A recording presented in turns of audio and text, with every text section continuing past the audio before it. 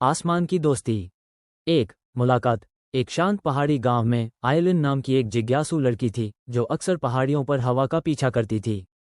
एक दिन उसे एक घायल सुनहरा बाज मिला जिसकी पंख दर्द से कांप रहे थे। वो धीरे से उसके पास गई, नर्म शब्दों में फुसफुसाई और उसे अपने दुपट्टे में लपेट लिया।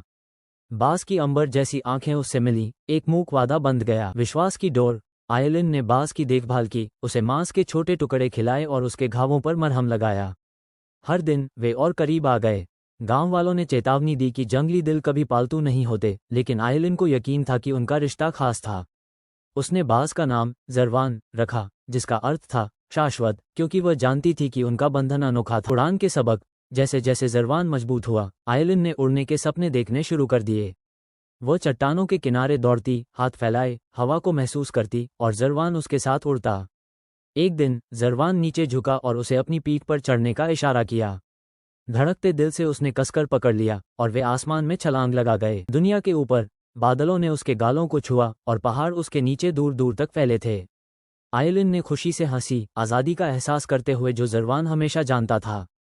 वे घाटियों और नदियों के ऊपर से गुजरे, एक लड़की और उसका बाज, विश्वास और आसमान की डोर में बंधे हुए। आसमान में वादा। एक दिन जरवान एक ऊंची चोटी पर बैठा और उसकी पुकार पहाड़ों में गूंज उठी। आयलिन ने समझ लिया कि विदाई का समय आ गया है। उसने उसका माथा छूकर आभार व्यक्त किया। जरवान आसमान की ओर उड़ गया और आयलिन ने उसे तब तक देखा जब तक वो ओझल नहीं हो गया। वह जानती थी कि उनका बंधन कभी नहीं टूटेगा, क्योंकि एक बार वो उड़ चुकी थी।